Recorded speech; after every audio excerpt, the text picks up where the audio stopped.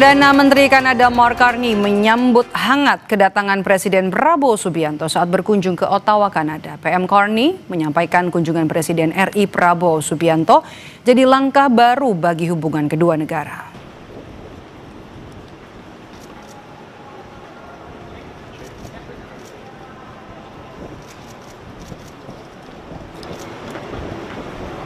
Dalam pertemuan kedua kepala negara fokus untuk membahas isu geopolitik terkini dan penguatan kerjasama ekonomi antara Indonesia dan Kanada.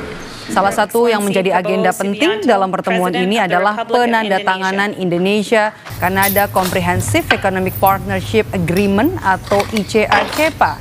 Melalui ICA-CEPA, kedua negara berharap dapat memperluas akses pasar produk unggulan dan juga meningkatkan investasi asing.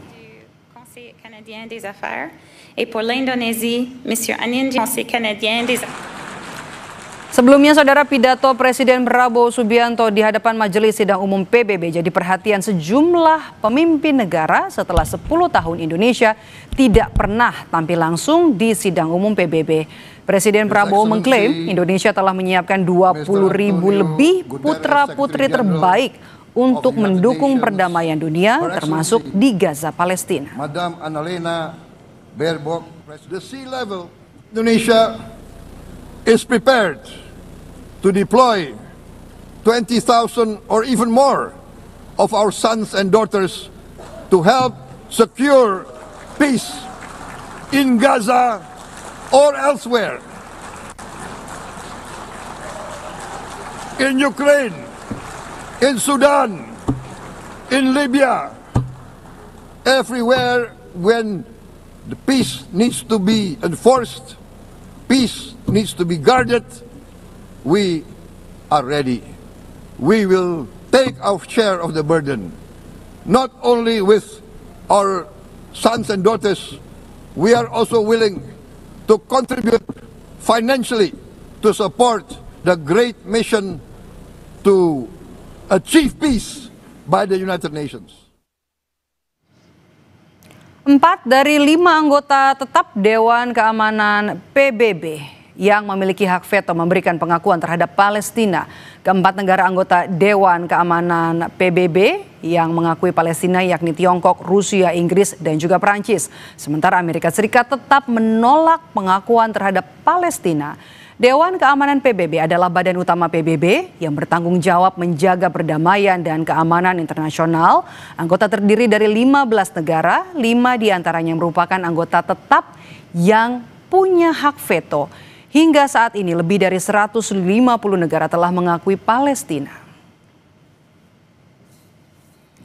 Today many of Iran's former military commanders, in fact I can say almost all of them, are no longer with us, they're dead. Saudara, Palestina berulang kali mendapat dukungan mayoritas negara anggota PBB, namun upaya itu selalu terbentur dengan hak istimewa yakni hak veto yang dimiliki 5 negara Dewan Keamanan PBB.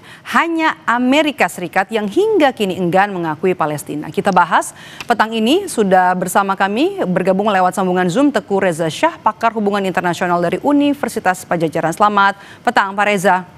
Selamat petang Indonesia.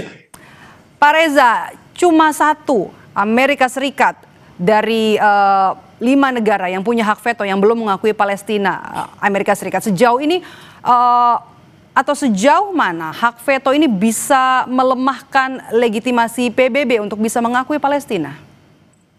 Sejak tahun 45 PBB itu memiliki United Nations Security Council ya.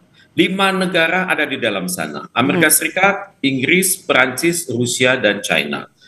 Intinya adalah kalau satu negara saja dari sana yang menggunakan veto, berarti apapun hasil terbaik dari rancangan resolusi yang dibuat di Dewan Keamanan itu tidak akan berjalan sampai nanti resolusi tersebut direvisi atau dibuat lebih fleksibel sehingga dirasa oleh Amerika Serikat ini menguntungkan dia dan juga menguntungkan Israel. Jadi dalam hal ini tetap suasana tidak berubah walaupun Perancis dan Inggris sudah mengakui Palestina, tapi kita belum tahu bagaimana perilaku mereka kelak di dalam Dewan Keamanan PBB. Karena pengakuan dari Inggris dan Perancis ini sifatnya dibuat oleh kalangan eksekutif, tidak mungkin belum dikonsultasikan dengan kalangan legislatif mereka, dan ini hanya dibuat dalam pandangan saya temporer karena tekanan sangat besar dari masyarakat. Ya, di mana ada kekhawatiran bagi pemerintah Inggris dan Prancis, kalau mereka tidak mengikuti angin perubahan, maka akan sangat berbahaya pada mereka dalam jangka pendek, menengah maupun panjang. Jadi kita harus ingat, perhatikan baik-baik bahwa pengakuan dari Inggris Prancis itu belum tentu ajak. Ada kemungkinan masih berubah. Tapi pada saat yang sama, kita juga harus hendaknya mengambil manfaat bahwa ini adalah kekuatan psikologis bagi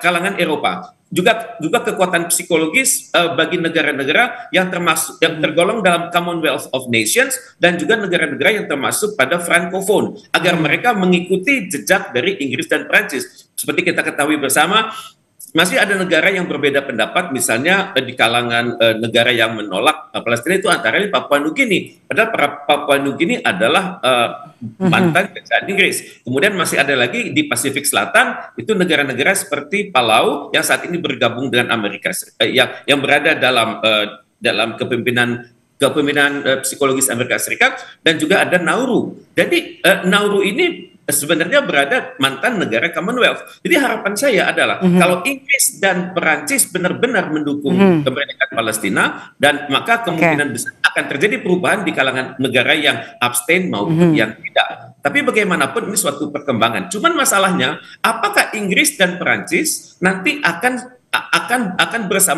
bersama Cina dan Rusia? Ini belum tentu, belum ada tradisinya selama ini. Jadi untuk itu ya, kita harus masih menduga-duga nanti apakah mereka akan menggunakan veto. Karena selama ini veto dari Inggris dan Prancis tidak pernah terdengar. Mereka sudah sangat terwakili oleh veto dari Amerika Serikat. Oke, sekarang kan sorotan kita pada hak veto yang dimiliki oleh anggota tetap begitu ya. Apakah kemudian hak veto ini bisa Anda lihat mencerminkan demokrasi global atau justru hanya dominasi negara besar?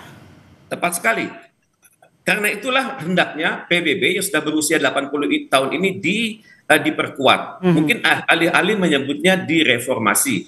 Dan untuk itu ini adalah pengalaman atau latihan intelektual yang harus segera dilakukan di majelis umum. Karena kita melihat sama-sama 5 hak veto ini yang digunakan secara serampangan oleh Amerika Serikat senantiasa menolak pemikiran-pemikiran terbaik di dalam yang diajukan ke dalam Dewan Keamanan PBB itu sendiri. Jadi seringkali veto itu dipermainkan, dianggap dipermainkan kalau misalnya menghadapi negara-negara Timur Tengah, misalnya melakukan pemboman di Syria, melakukan pemboman atau koalisi NATO di kawasan Timur Tengah. Kalau ini yang terjadi, maka Amerika Serikat akan memudahkan resolusi tersebut, dan Cina dan Rusia biasanya tidak dapat berbuat apa-apa. Jadi untuk itu perlu sekali direformasi Dewan Keamanan PBB ini. Oke, Pak Reza, veto Amerika Serikat jadi penghalang pengakuan Palestina, apa yang kemudian bisa dilakukan oleh negara-negara di dunia? Pak Prabowo sebenarnya sudah memberikan suatu angin segar ya, tapi beliau tidak mengatakan hal ini.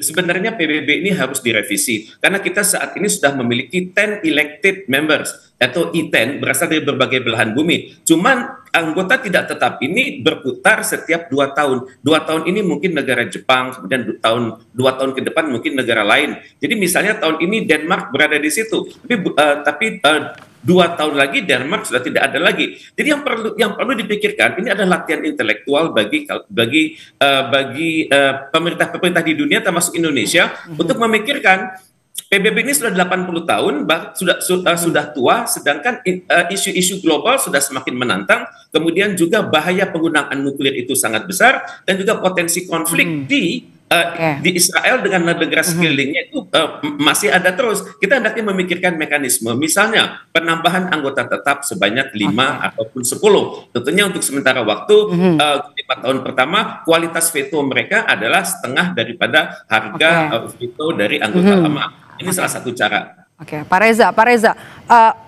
penggunaan hak veto dalam isu Palestina ini Anda melihatnya murni kepentingan geopolitik atau ada hal lain, mengingatkan Amerika Serikat ini kan sekutunya Israel, paling dekat dengan Israel?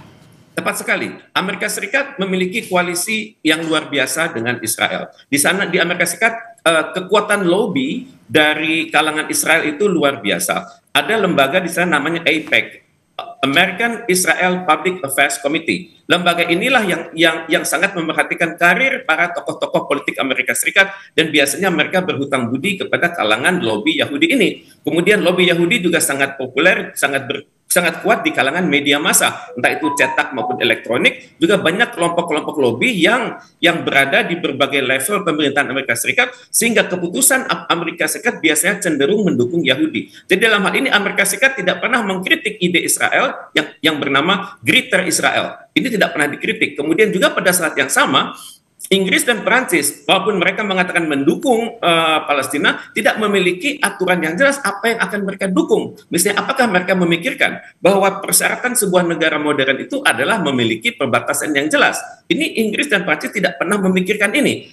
Mungkin Inggris melakukan, tapi apakah yang dilakukan itu akan disetujui oleh Amerika Serikat? Apakah akan disetujui oleh Perancis? Kemudian juga Inggris tidak memikirkan bagaimana bisa membangun masyarakat Palestina yang bisa mengelola diri sendiri. Tidak pernah dikatakan ide-ide itu. Jadi hal ini saya berpikir ada potensi pengakuan ini sifatnya jangka pendek, dan kemungkinan besar kalau pemerintahnya Inggris dan Prancis merasa tidak stabil, mungkin mereka melakukan perubahan-perubahan. Sifatnya masih jangka pendek ya. Terima kasih sudah berbagi perspektif di Kompas Petang hari ini, Pak Reza.